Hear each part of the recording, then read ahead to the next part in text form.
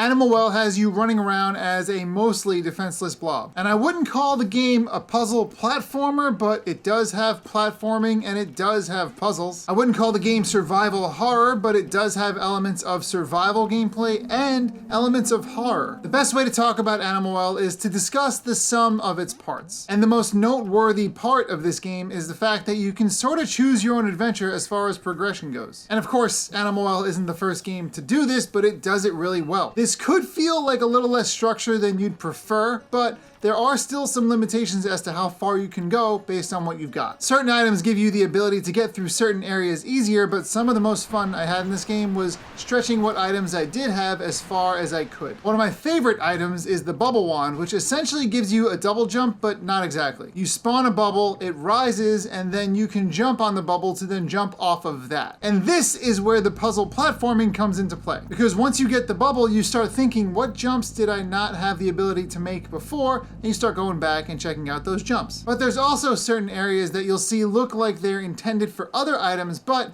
you can try using things like the bubble to see what you can do. Animal Well encourages you to try skipping sections. It literally wants you to try and cheat your way around. And of course there's limitations to how far you can take each item, but it still felt really nice to be able to get farther than I thought I should have been able to get. The game's got you on a very loose pathway that gives you the option to try and get creative. Because the puzzles in this game are also very creative. It was a lot of fun to solve these things. Each area and each puzzle take on different contexts based on what items you have, based on how long you've been playing the game, and it was really cool to just figure things out as I went along. The main objective of Animal Well seems to be lighting each of the 4 beacons in the main area. And while this does bring you on the path to roll the credits of the game, I don't think that's really where the game ends at all. Because as soon as I did roll the credits, I found myself looking around each area, seeing what I missed, seeing what I could do now that I had a bunch of items that I didn't have before. It's almost as though I had a recipe that I was completing while I played Animal Well, and as I played the game, I was given more ingredients. And it's typical to get a new item in a video game and then want to try to use it in areas that you've already been. But when it comes to Animal Well, I think the sheer scale of the amount of secrets that this game has, which I'm realizing is a lot,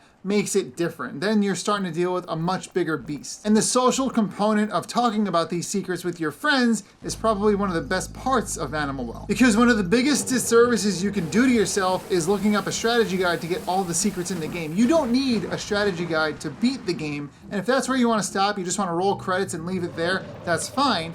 But there's so much more to do, and you'd be robbing yourself of a good experience if you look for those spoilers and those secrets online. So the game gives you nostalgia not just by using pixel graphics, but it gives you this schoolyard mentality of sharing your secrets with your friends and comparing notes. But that pixel art is very, very crispy. The lighting in this game is beautiful. There are smoke effects that I just could not believe. The music delivers this very monotone sort of background hum, and then when you do hear noises from the game, you start thinking, is that something that's about to kill me, or what's going on here? Animal Well is just one of the moodiest games that I've played in a long time, especially a pixel game. To give this much emotion, it's really impressive. I wouldn't call the game cute, but I would say that there are cute things in it. I wouldn't call it a horror game, but this game is very scary at certain points. Maybe a better word is unsettling, because there are certain sections of this game that just made my skin crawl, and I love it for that. And thankfully, the controls of this game are not only very simple, but they're also very responsive. Because if this game wasn't as responsive as it is,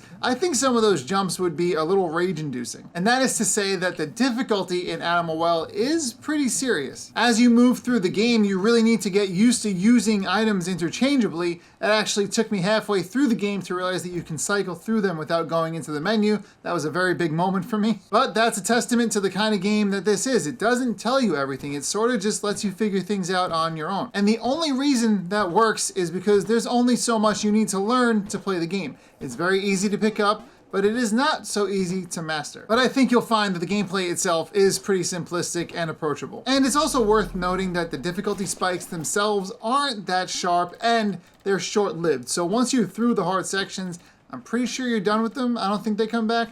I rolled credits on this game. I didn't see all the things yet, so there's possibly something very difficult down the line for me that I just have not seen yet. Because it is clear to me that much of the meat of this game does exist after the credits roll, because there's lots of secrets to find, and you're rewarded for finding those secrets. So the collectibles aren't only there for you to collect, it also gives you something to strive for because you'll get rewarded for those collectibles. And none of the secrets are necessary in beating the game, they just might make things a little easier along the way. So I think the thing that makes Animal Well really successful at what it does is the way it approaches secrets. It really rewards you for those secrets, whether it be just the joy of solving the puzzle yourself, finding the secret, or literally giving you stuff in the game that make the game play differently for you. And even though the game doesn't go out of its way to tell you stuff, it is communicating to you as you play it, and when you figure out what it's saying to you and you start to learn how to listen to the game, then that's when it really gets interesting. And that's when you start to feel like a mastermind of Animal Well, like you've solved something that's never been solved before.